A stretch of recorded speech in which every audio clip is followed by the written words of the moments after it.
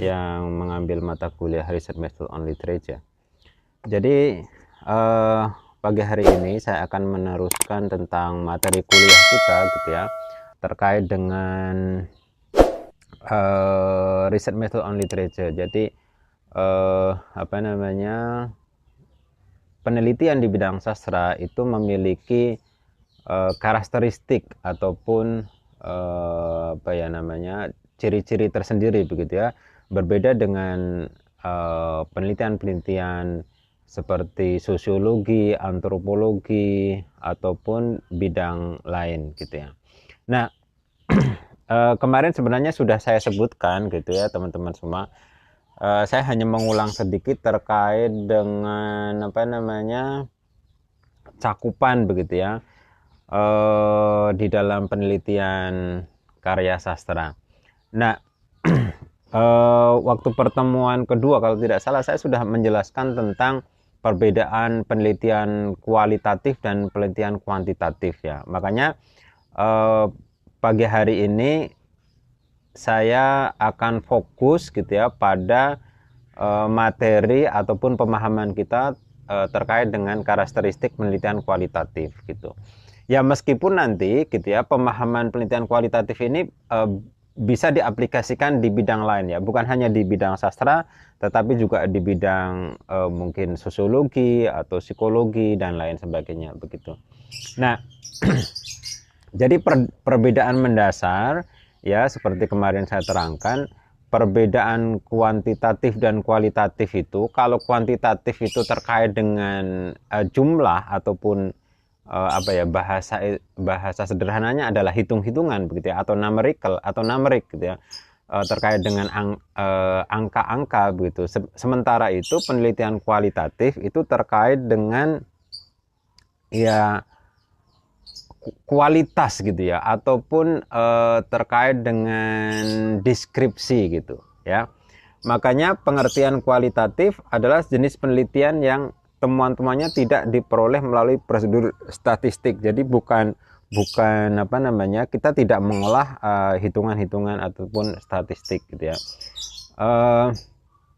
Jadi data-data itu berupa relasi-relasi ataupun hubungan antar satu fenomena atau satu deskripsi dengan deskripsi yang lain gitu. Nah, kalau di dalam karya sastra nanti data-data itu berupa deskripsi ya. Semuanya kan di dalam karya sastra itu kan ada dialog gitu antar satu tokoh dengan tokoh yang lain, itu melakukan interaksi. Nah, di situ kita menemukan data-data itu. Makanya data-datanya itu berupa deskripsi suatu kejadian, deskripsi suatu ide atau gagasan gitu yang disampaikan oleh masing-masing tokoh itu gitu ya. Nah, selanjutnya penelitian kualitatif adalah penelitian yang bersifat deskriptif ya dan cenderung menggunakan analisis. Nah, ini ya yang menjadi ciri khas penelitian kualitatif yang nanti juga harus teman-teman lakukan pada saat menulis skripsi gitu ya. Itu Anda harus melakukan menganalisis ya dari suatu karya sastra yang data-datanya yaitu diambil dari data utama itu dari karya sastra itu sendiri, bisa novel, bisa puisi, bisa teks drama gitu ya, ataupun kalau lebih agak general sendiri seperti teks pidato itu juga bisa dianalisis gitu. Nah, kemudian di dalam menganalisis ini, nah ini sedikit berbeda dengan bidang lain gitu ya. Anda harus menggunakan suatu teori. Nah, nanti teori secara secara khusus dalam mata kuliah teori sastra itu akan diterangkan sendiri karena di sana banyak sekali teori sastra yang bisa kita gunakan ya, ada psikologi gitu ya atau psikoanalisis, kemudian ada sosiologi itu banyak sekali cabangnya, kemudian ada yang ekspresif gitu ya terkait dengan ya kejiwaan daripada penulis dan lain sebagainya, ataupun dampak daripada karya sastra itu sendiri terhadap pembaca dan seterusnya begitu. Nah, penelitian dalam proses ya menggunakan metode penelitian kualitatif gitu ya. Yang jelas saya selalu menyampaikan kepada mahasiswa gitu ya, karena data-datanya ini bersifat deskriptif gitu, makanya Anda harus membekali diri Anda dengan bacaan yang cukup gitu ya. Kalau Anda menuliskan 40 halaman untuk menuliskan skripsi, ya itu tidak bisa hanya dilakukan dalam waktu sebulan, 2 bulan, sampai 3 bulan. Kalau seumpamanya semester-semester sebelumnya dari semester 5 ini gitu semuanya Anda belum mempersiapkan diri dengan bacaan yang cukup. Saya beberapa kali mengatakan bahwa penelitian kualitatif itu membutuhkan modal bacaan yang sangat banyak. Karena apa? Karena interpretasi, kemampuan kedalaman interpretasi kita terhadap suatu analisis karya sastra itu membutuhkan storage yang banyak. Artinya pemahaman sebagai modal kita untuk mengembangkan ide-ide itu. Kalau kita tidak membaca referensi yang cukup gitu ya, nanti kita akan menghadapi kesulitan untuk mengembangkan ide-ide itu, sehingga target-target kita menulis 40 halaman itu agak-agak kesulitan begitu. Makanya saya selalu berpesan dari awal, dari sekarang semester 5 ini ya, Anda harus sudah membaca, menentukan kira-kira karya sastranya siapa, novelnya yang mana, atau puisinya yang mana, atau dramanya yang mana. Kemudian ya Anda sudah mulai nih baca-baca gitu ya. Karena apa? Karena pemahaman secara komprehensif terhadap objek penelitian kita atau subjek penelitian kita itu akan sangat berpengaruh terhadap cara kita nanti menginterpretasikan ataupun menganalisis di dalam laporan penelitian kita ataupun skripsi itu sendiri ya. Nah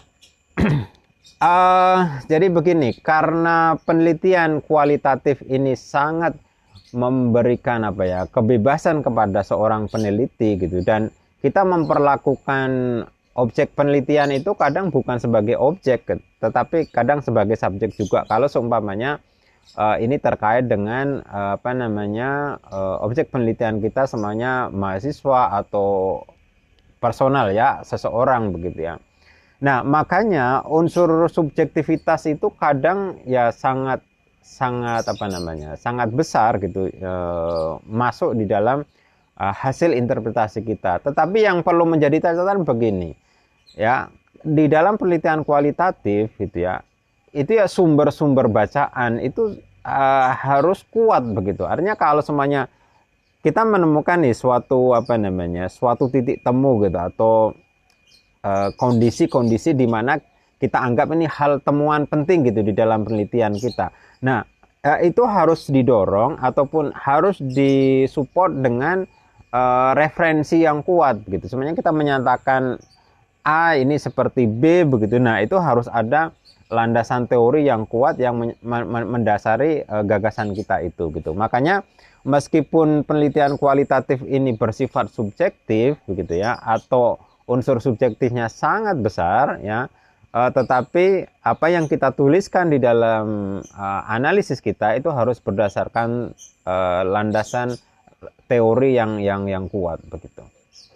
Nah, penelitian kualitatif ini dikenal sejak tahun 1960-an ya, dan ini sering dijadikan atau sering disebut sebagai alternatif method gitu ya, atau metode penelitian alternatif gitu. Jadi kalau seumpamanya begini, kan kadang ada ini penelitian yang sifatnya sosial ya, secara umum itu kadang ada penelitian-penelitian kuantitatif yang belum bisa menemukan aspek-aspek itu secara menyeluruh begitu. Makanya perlu dibantu dengan penelitian kualitatif. Nah, ini perlu juga dipahami oleh teman-teman mahasiswa khususnya yang ngambil bidang sastra. Penelitian kualitatif ini bisa digabung dengan penelitian kuantitatif ya, disebutnya dengan mixed method ya, atau metode campuran begitu. Jadi kalau semuanya ada data-data kuantitatif yang tidak bisa diselesaikan gitu ya, maka perlu ada penelitian kualitatif gitu. Semuanya kita ingin mengetahui nih respon ingin mengetahui prosentase jumlah mahasiswa yang suka membaca sehari minimal 4 jam gitu semuanya. Nah, itu kan sebenarnya ingin mengetahui persentase jumlah tertentu gitu. Tetapi untuk mengetahui alasannya, kendalanya apa namanya, faktor apa saja yang mempengaruhi, itu kan tidak bisa hanya kita ketahui dengan hitung-hitungan gitu. Artinya jumlah mahasiswa sekian, kemudian yang suka sekian gitu ya. Tetapi harus tahu faktor-faktor apa saja yang mempengaruhi. Semuanya faktor apa namanya, media sosial, faktor lingkungan yang tidak mendukung untuk apa namanya, memiliki budaya baca dan lain sebagainya begitu. Nah, makanya ya penelitian kualitatif itu bisa digabungkan dengan penelitian kuantitatif. Tetapi yang perlu diingat begitu ya, kalau Anda meneliti karya sastra untuk S1 gitu ya, ini umumnya ya saya sarankan cukup menggunakan penelitian kualitatif saja gitu ya. Karena itu jauh lebih mudah, dan karena waktu Anda terbatas gitu ya, nulis skripsi paling hanya 1 semester gitu ya. Kalau semuanya molor ya paling molor katakanlah 2 semester. Nah, itu Anda harus menentukan satu saja gitu agar apa namanya, skripsi Anda itu cepat selesai begitu. Nah, kita akan kembali kepada pengertian penelitian kualitatif gitu ya, menurut beberapa ahli, karena ini akan menjadi fondasi dasar kita nanti di dalam melakukan penelitian terhadap karya sastra gitu ya. Jadi beberapa ahli mengatakan seperti penelitian kualitatif adalah penelitian yang digunakan untuk menyelidiki penemuan, menggambarkan dan menjelaskan kualitas atau keistimewaan dari pengaruh sosial yang tidak dapat dijelaskan, diukur dan digambarkan melalui pendekatan kuantitatif ya. Jadi seperti ini. Ketika Anda nanti membaca suatu karya sastra, di dalam karya sastra itu nanti kan memiliki tema-tema tertentu begitu ya. Jadi saya sering sebutkan kalau di dalam mata kuliah literary criticism ataupun di dalam mata kuliah intro to literature, itu saya sering mengatakan bahwa karya sastra ini pasti memiliki didactical values atau memiliki apa namanya ya, goals ya, atau tujuan-tujuan tertentu gitu ya. Karena apa? Kalau dari pengertian sastra sering saya sebutkan karya sastra itu harus berfungsi menghibur dan mendidik, dulce et utile ya, bahasanya bahasa apa namanya, Prancis atau apa itu ya. Jadi karena karya sastra itu memiliki fungsi dulce et utile, makanya ketika kita membaca suatu karya sastra pasti ada sesuatu nih yang ingin disampaikan oleh pengarang begitu. Jadi kalau kita jeli gitu ya memahami suatu karya sastra ya, maka kita akan menemukan hal-hal penting di situ. Sebenarnya begini, karya John Grisham ya, Grey Mountain itu mengungkap gitu ya persoalan-persoalan kritis atau persoalan-persoalan krusial terkait dengan kebobrokan sistem hukum yang ada di Appalachia ya, ataupun di Mississippi begitu ya. Karena apa? Karena pengusaha itu biasanya bermain gitu ya, karena mereka memiliki modal besar, mereka mengeksploitasi lahan pertanian dan mereka tidak menggunakan tidak memperhatikan dampak lingkungan gitu ya. Sehingga yang dikorbankan apa? Yang dikorbankan adalah masyarakat kecil gitu semuanya. Nah, kalau ini kita analisis dengan teorinya, teori Karl Marx gitu semuanya, teori kapital. Nah, itu sangat menarik sekali gitu. Artinya pemilik modal itu mampu melakukan apa saja sesuai dengan kemampuannya atau sesuai dengan kemauannya sepanjang itu menguntungkan bagi mereka begitu. Atau kita juga bisa menggunakan teori sosiologi secara hegemoni gitu Antonio Gramsci gitu ya. Bagaimana pemerintah dengan upaya-upaya normatifnya begitu ya, bahwa eksploitasi yang dilakukan oleh para pengusaha itu semuanya difungsikan untuk kesejahteraan masyarakat dan lain sebagainya begitu. Jadi ketika kita membaca suatu karya sastra itu kita harus mampu ya menemukan fokus apa atau tujuan daripada penelitian sastra itu sendiri untuk apa itu. Nah, kalau kita sudah bisa menemukan hal penting seperti ini gitu, itu akan sangat membantu kita di dalam menentukan teori yang kita gunakan gitu. Ya. Jadi penelitian kualitatif ya ini mendorong ya ataupun mendukung kemampuan kita di dalam menemukan persoalan-persoalan kritis seperti ini yang terdapat di dalam karya sastra ya.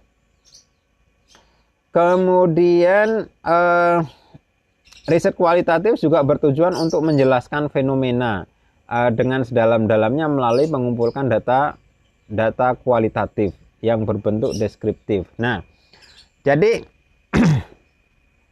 kadang ada juga ya karya sastra itu yang mengungkap fenomena, semuanya fenomena anak jalanan ya, Huckleberry Finn gitu ya semamanya. Di mana seorang sastrawan itu menggambarkan seorang tokoh anak kecil gitu ya yang hidup di jalanan, kemudian masih umur belasan tahun sudah harus bekerja membantu orang tuanya mencari nafkah begitu ya. Ini kan suatu fenomena ya. Makanya kalau Anda menemukan karya sastra yang menggambarkan terhadap fenomena sosial begitu ya, itu Anda bisa menggunakan penelitian kualitatif ini gitu ya. Jadi bagaimana menemukan data-datanya dalam karya sastra? Nah, cara menemukan data-datanya di dalam karya sastra itu dengan cara Anda menganalisis atau menginterpretasikan dialog antar tokoh begitu. Nah, yang terkait dengan tema penelitian Anda gitu. Jadi Anda harus baca berulang-ulang, kemudian Anda tandai itu di novel ataupun teks drama itu yang terkait dengan fenomena-fenomena sosial gitu yang bisa Anda angkat sebagai topik atau subtopik daripada bahan untuk menuliskan skripsi Anda gitu ya.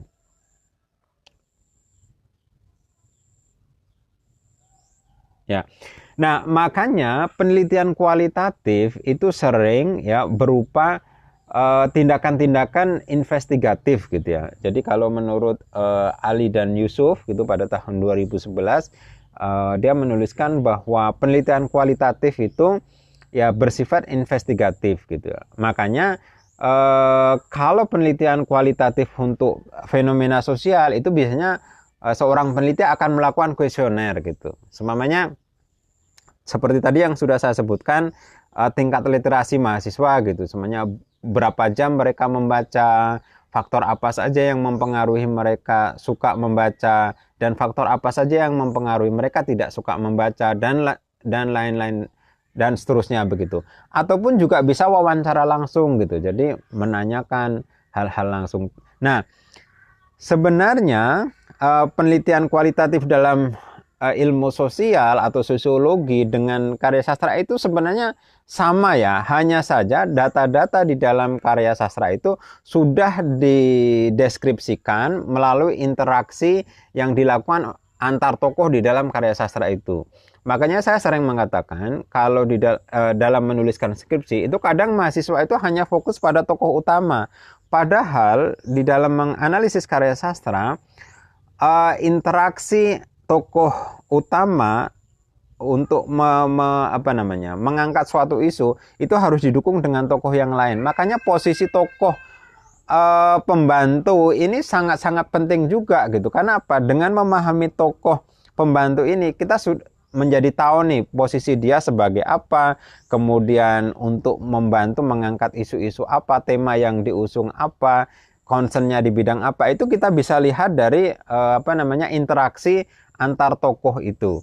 Jadi makanya posisi ataupun fungsi masing-masing tokoh ini memiliki fungsi sendiri-sendiri sesuai dengan karakteristik mereka. Karena karakteristik tokoh ini merepresentasikan persoalan-persoalan ataupun isu-isu yang diangkat oleh pengarang. Satu contoh ini, seumpamanya begini.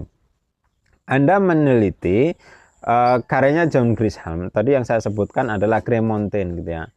Ketika tokoh utamanya Samantha ya, kemudian ada tokoh lain pembantunya adalah Donovan gitu semuanya.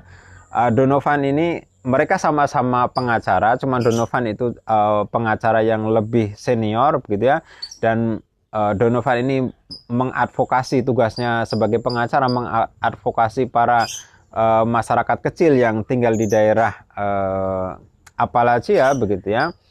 Kemudian bertemu nih dengan namanya Samantha sebagai tokoh utama ya, istilahnya fresh graduate dari lulusan hukum, kemudian karena perusahaan tempat dia kerja itu mengalami krisis gitu, kemudian dia ditugaskan untuk ke suatu daerah namanya Appalachia atau Mississippi itu, kemudian di situ ketemulah dengan Donovan. Nah, ketika dua tokoh ini bertemu, mereka ini membentuk suatu diskusi-diskusi atau dialog-dialog ya.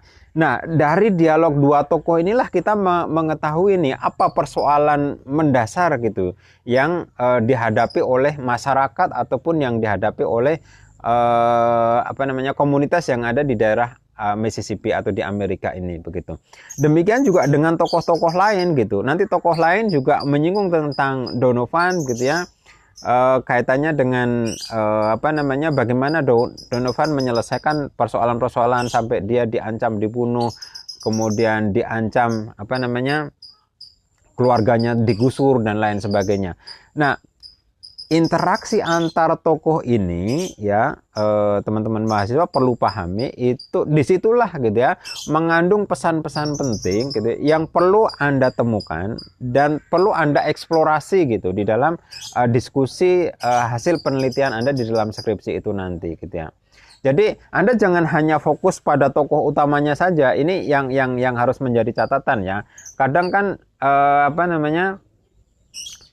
mahasiswa sering mengabaikan gitu ya tokoh-tokoh pendamping gitu ya, yang sebenarnya itu mengangkat isu-isu yang sangat relevan ataupun sangat penting dari tokoh utamanya itu sendiri. Karena itu saya selalu mengatakan kalau kita menganalisis suatu karya sastra dengan teori apapun ya, teori struktur itu ya itu sangat penting gitu, karena relasi-relasi itulah yang menghubungkan gagasan-gagasan atau yang melahirkan gagasan-gagasan yang bisa kita olah sebagai hasil penelitian kita. Nah, kemudian dari beberapa pengertian tadi itu ya, dari penelitian kualitatif, tujuan penelitian kualitatif adalah untuk menjelaskan suatu fenomena dengan sedalam-dalamnya dengan cara mengumpulkan data dan menunjukkan hal-hal penting gitu yang perlu diketahui oleh pembaca begitu. Nah, tahapan di dalam penelitian kualitatif ini juga kemarin sebenarnya saya sudah singgung sedikit gitu ya. Pertama, ketika Anda sudah membaca novel, jadi kemarin saya terangkan yang perlu Anda siapkan itu kan menentukan pengarangnya siapa, kemudian novelnya apa gitu kan. Kalau itu sudah kita temukan atau kita sudah menentukan itu ya, makanya kita baca itu berulang-ulang, kemudian kita harus merumuskan masalah apa saja yang ingin kita temukan di dalam penelitian ini gitu ya. Jadi kita bisa membuat 3 pertanyaan besar gitu ya setelah kita membaca novel itu akan sangat penting gitu, karena dari pertanyaan itulah gitu ya nanti kita bisa menentukan pertama teori yang kita gunakan apa. Kalau metodologi jelas ya kualitatif, deskriptif gitu ya. Kemudian setelah merumuskan masalah, kemudian kita menentukan teori ya. Teori seperti tadi saya katakan, Anda bisa mempelajari ataupun menentukan teori setelah memahami keseluruhan isi daripada objek yang akan Anda teliti. Ya. Jadi mengangkat masalahnya ya. Jadi kemudian yang kedua itu membuat pertanyaan penelitian. Ini sebenarnya sama ya. Jadi Anda perlu gitu ya membuat list pertanyaan gitu ya, apa yang akan Anda temukan dalam penelitian itu atau apa yang akan Anda deskripsikan dalam penelitian itu. Kemudian mengumpulkan data yang relevan. Nah, data yang relevan dalam kaitannya dengan karya sastra saya pernah mencontohkan, Anda harus membuat tabel nih, semuanya nomor, kemudian deskripsi. Deskripsi itu statement yang ada di dalam karya sastra itu, kutipannya gitu ya, kutipannya apa, kemudian halaman terdapat, temanya apa, kemudian terdapat di halaman berapa. Itu sangat penting ya. Kelihatannya sederhana, tetapi ini sangat membantu ketika nanti Anda mengolah data ya. Kan ketika Anda mengolah data itu kan Anda membuat outline ya. Kalau tidak salah kemarin sudah saya terangkan tentang bagaimana membuat outline gitu ya. Outline bab 3 gitu, khususnya bab 3 gitu, semuanya introduction, kemudian yang kedua itu tentang apa namanya finding ya, hasil penemuan penelitian Anda apa saja. Nah, itu juga dipengaruhi atau disupport oleh data-data yang sudah Anda buat dalam bentuk diagram. Kemudian pada discussion, nah discussion ini Anda cukup mereverse ataupun merujuk kembali ke data-data yang sudah Anda buat diagram itu. Nah, dari situ apa namanya skripsi Anda itu akan mudah dipahami karena memang sudah Anda buat sesuai dengan urutan-urutan dari grand tema, tema, subtema sampai subtema begitu ya. Jadi sampai ya hal-hal yang terkecil begitu. Nah, pada saat discussion ini sebenarnya ya Anda tidak boleh lepas dari pertanyaan-pertanyaan yang sudah Anda buat di bagian pertama ya. Kalau itu sebenarnya kalau sudah ada objektif itu biasanya apa namanya problem formulation itu opsional ya. Jadi Anda sebenarnya bisa membuat sendiri itu meskipun tidak dicantumkan di situ. Kalau semuanya itu hanya optional problem formulation ya, Anda bisa membuat list pertanyaan sendiri ya, sehingga apa namanya ide ataupun gagasan itu dari bab 1, bab 2, bab 3 dan 4 itu semuanya saling terkait, saling relevan ya. Karena memang ya teori gitu ya, sekali lagi ini sering menjadi persoalan kepada mahasiswa. Kadang begini, jadi di bab 2 mahasiswa menerangkan tentang teori, tetapi ketika diskusi itu tidak dijadikan rujukan gitu, atau tidak runtut gitu. Artinya menganalisis ya semuanya pakai psikoanalisis, tetapi tidak menggunakan patokan-patokan yang sudah ditentukan bab 2 ya. Bab 2 itu kan saya sering mengatakan di dalam bab 2 itu Anda bukan hanya sekedar menjelaskan tentang teori itu apa gitu, ataupun teorinya siapa itu bagaimana, tetapi Anda juga harus menyebutkan atau mendeskripsikan relevansinya bagaimana, stepnya bagaimana, aplikasinya bagaimana untuk menemukan isu-isu sesuai yang sudah Anda tentukan dalam problem formulation ataupun di dalam rancangan masalah yang ingin Anda temukan itu, begitu ya. Nah, jadi itu tahapan penelitian kualitatif ya di dalam sastra. Tentunya Anda sekali lagi harus membekali diri dengan banyak bacaan, karena data-data Anda itu ya berupa deskripsi yang digambarkan di dalam karya sastra, sehingga Anda harus benar-benar paham karya sastra itu sendiri. Berbeda dengan sosiologi gitu semuanya. Sosiologi kan Anda cukup membuat list pertanyaan, kemudian disebar kepada subjek ataupun objek yang mau diteliti, kemudian habis itu diolah data dari hasil jawaban pertanyaan itu. Tetapi kalau dalam karya sastra Anda harus membaca nih karya sastra yang tebalnya itu paling tidak ya 200 halaman. Nah, 200 halaman ini kan butuh waktu ya tidak singkat gitu. Tidak hanya seminggu, 2 minggu selesai. Saya yakin kalau novel itu sekitar minimal 250 halaman ya paling tidak sebulan itu baru selesai membacanya. Belum membuat catatan, belum membuat ringkasan-ringkasan. Karena sekali membaca, apalagi novel berbahasa Inggris, itu saya kira tidak cukup itu. Butuh waktu minimal 2 bulan gitu ya untuk memahami karya sastra itu sendiri. Nah, itu makanya ya saya selalu berpesan jangan sampai mepet gitu, dan usahakan itu Anda sudah benar-benar matang gitu ya, menentukan karyanya siapa, novelnya apa itu sejak semester 5 ya. sejak dini. Karena apa? Kalau sudah semester 7 Anda baru menemukan novelnya, apalagi nanti begini ya. Anda semester 5 belum tahu apa-apa gitu, baru semester 7 kemudian Anda baru menemukan novelnya. Belum tentu juga ketika semester 7 itu Anda benar-benar in gitu dengan tema dan teori yang akan Anda gunakan. Itu kan menjadi persoalan ya. Sehingga sering itu mahasiswa molor itu disebabkan oleh ketidakpahaman terhadap objek yang mau diteliti. Jadi dari awal saya selalu mewanti-wanti ya mahasiswa semester 4, 5 ke atas itu saya kalau mereka berminat mengambil sastra, saya selalu menekankan segera cari gitu ya penulis dan novel yang benar-benar sesuai dengan interest Anda atau ketertarikan Anda. Kalau Anda suka politik, ya Anda harus mencari novel-novel yang berbau politik. Anda suka psikologi gitu atau psikoanalisis, ya Anda harus mencari novel-novel yang berbau psikologis gitu ya.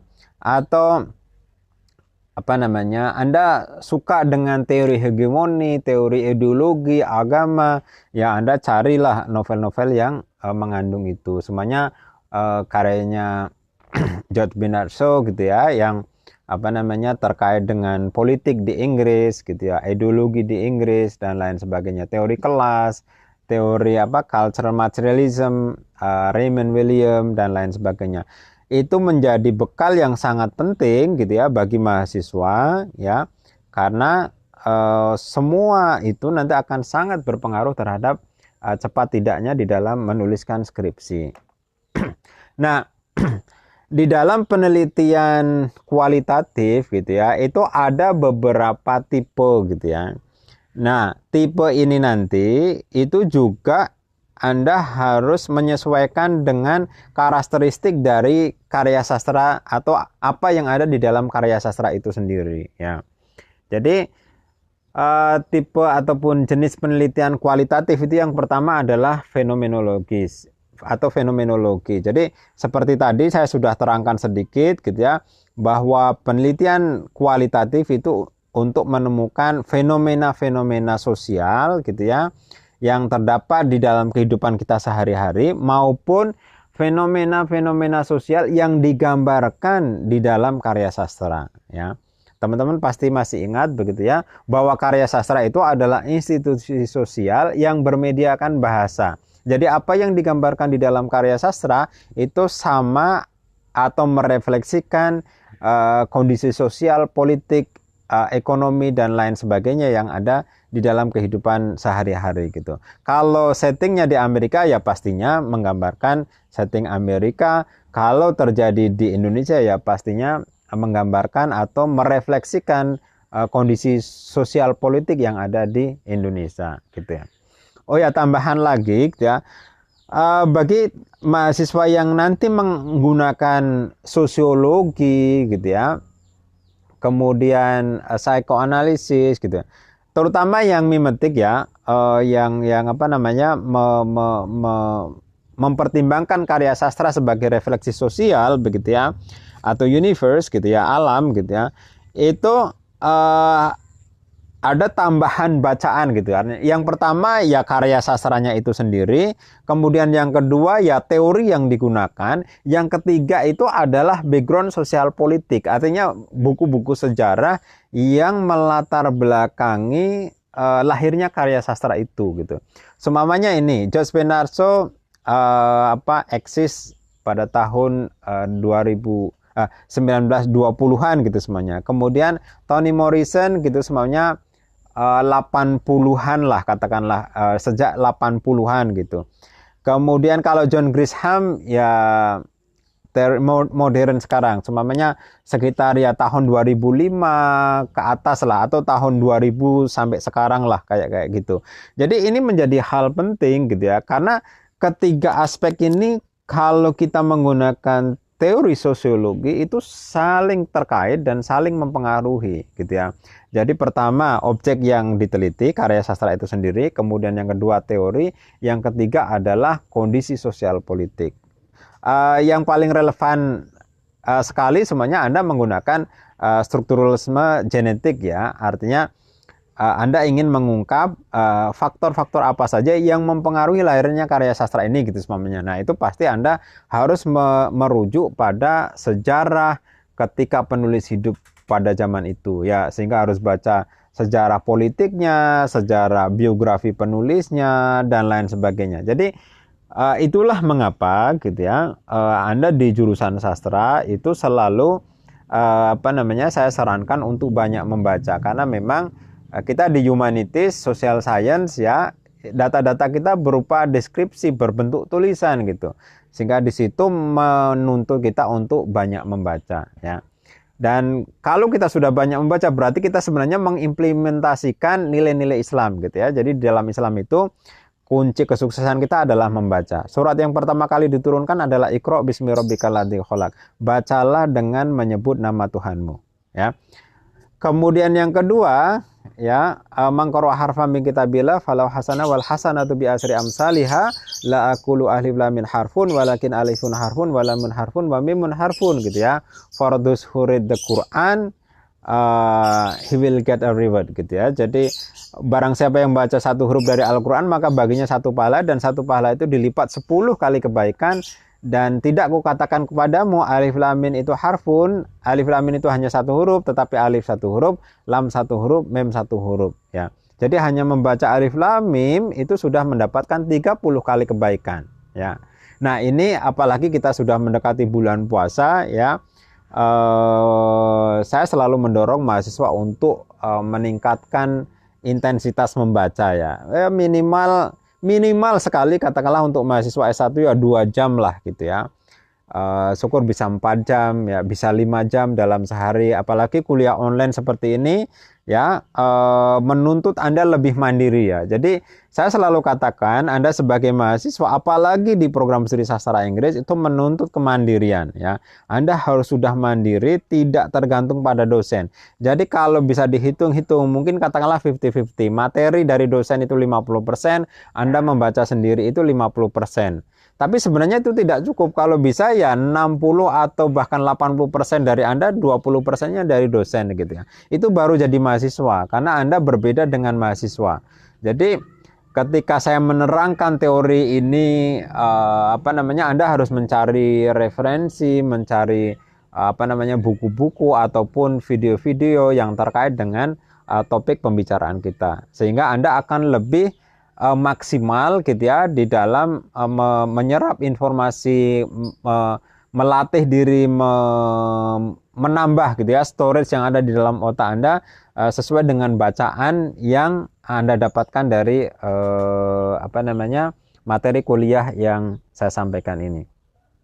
Kemudian tipe yang kedua atau jenis yang kedua itu adalah etnografi ya. Kalau etnografi itu penelitian yang memiliki tujuan untuk mengkaji bentuk dan fungsi bahasa yang tersedia dalam suatu komunitas gitu ya. Jadi etnografis gitu ya. Jadi begini ya, masing-masing komunitas itu kan memiliki karakteristik bahasa tersendiri-sendiri ya. Kalau kita melihat secara kasar saja antara Jogja, Klaten ya, atau yang ke barat saja ya, Jogja, kemudian ke Bumen, kemudian ke Jawa Barat lagi gitu ya, sampai Tasik sampai Bandung ya katakanlah sampai Jakarta begitu ya. Itu punya karakteristik bahasa tersendiri ya. Nah, untuk menganalisis bahasa yang ada di daerah, perbandingannya dengan daerah lain gitu ya, itu bisa kita menggunakan tipe penelitian kualitatif etnografi yang tipenya adalah etnografi ya. Jadi itu hal-hal penting gitu ya, karena bahasa sekali lagi itu tidak lepas daripada karakteristik masyarakatnya itu sendiri ya. Saya sering mencontohkan kalau bahasa itu merepresentasikan pertama individu itu sendiri, karakteristiknya. Orang yang sering berkata kasar itu berarti kejiwaannya kasar atau tidak berpendidikan, uneducated ya. Tetapi kalau seseorang itu berbahasa lemah lembut gitu ya, sopan ya, berarti dia educated gitu ya. Kemudian juga dari segi komunitas gitu ya. Segi komunitas juga menggambarkan hal-hal berbeda. komunitas geng motor bahasanya pasti berbeda dengan komunitas santri. Nah, itu jadi bahasa itu membentuk suatu komunitas-komunitas tersendiri. Termasuk di dalamnya ya komunitas wilayah gitu ya. Termasuk komunitas interest ya atau keberminatan gitu ya. Jadi ini yang perlu menjadi catatan kita bersama bahwa bahasa itu menggambarkan atau merepresentasikan daripada personal dan juga komunitas yang menggunakan bahasa itu sendiri. Nah, kemudian tadi juga sudah saya singgung, penelitian kualitatif ini juga tipenya adalah studi kasus gitu ya. Jadi kalau sekarang Anda ingin meneliti, semuanya ada karya sastra nih yang mengungkap tentang bahaya sosial media gitu. Sekarang sudah banyak ya, ada beberapa karya sastra di luar negeri, bahkan di Indonesia saya belum paham gitu ya, yang mengungkap bagaimana pengaruh sosial media terhadap pergaulan sosial gitu. Jadi orang semakin individualis gitu ya, orang semakin tidak mau berinteraksi dengan orang lain karena sudah asik dengan di sosial media gitu. Jadi orang sudah menganggap bahwa pertemuan real itu tidak penting gitu ya, tetapi lebih mementingkan apa yang ada di sosial media. Nah, ini kan studi kasus nih, banyak kasus-kasus ya yang terjadi di masyarakat gitu. Nah, untuk menemukan apa penyebabnya, kemudian bagaimana solusinya, itu kan perlu diteliti gitu ya dengan model studi kasus seperti ini ya. Jadi pertama menemukan apa penyebabnya, dampaknya apa, kemudian solusinya bagaimana, kan seperti itu. Nah, itu juga bisa kita lakukan untuk menganalisis hal-hal real yang sekarang ini terjadi gitu ya dengan model penelitian kualitatif tipe studi kasus ya, studi kasus. Jadi ini bisa diimplementasikan di banyak hal. Di mahasiswa gitu semuanya studi kasusnya mahasiswa banyak drop out selama pandemi. Nah, itu kan banyak kasus kan sekarang. Jadi saya sebagai wakil dekan itu udah beberapa kali menemukan mahasiswa yang minta cuti, ada yang tiba-tiba mengundurkan diri atau bahkan kabur gitu ya, tidak ada info selanjutnya begitu. Karena apa? Karena kondisi yang sekarang belum kondusif ya, belum aman gitu. Sehingga banyak mahasiswa yang menghadapi masalah gitu. Ini kan suatu kasus yang perlu diselesaikan, yang perlu diambil langkah-langkah yang bijak sehingga keputusan yang diambil gitu ya itu tidak merugikan salah satu pihak begitu. Nah, ini hal sebagai contoh saja ya.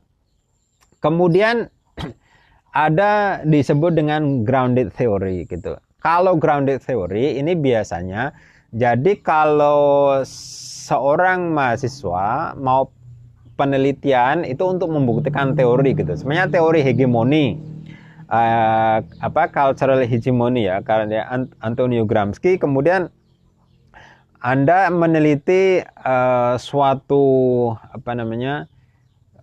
teori gitu ya, sesuai dengan apa yang diaplikasikan atau yang terjadi di masyarakat, terutama dalam dunia politik gitu semuanya. Bagaimana teori grounded, bagaimana suatu teori itu diaplikasikan gitu semuanya, teori hegemoni gitu dalam politik, semuanya. Lekra pada zaman itu tuh menggunakan karya sastra sebagai alat politik gitu ya. Jadi pada waktu itu ada pertentangan gitu, seni untuk seni dan seni bertendens gitu ya, seni untuk mempengaruhi begitu. Nah, ini menjadi hal yang menarik gitu sebenarnya. Ketika Anda meneliti suatu teori yang diaplikasikan dalam kejadian sosial ataupun isu-isu politik yang terjadi di suatu masyarakat. Nah, itu beberapa tipe ataupun jenis penelitian kualitatif gitu ya, yang bisa Anda pilih sesuai dengan objek penelitian Anda. Jadi kalau nanti Anda meneliti karya sastra kok di situ menggambarkan kasus-kasus yang terjadi di dalam masyarakat dalam karya sastra itu, ya maka Anda menggunakan kualitatif studi kasus gitu ya.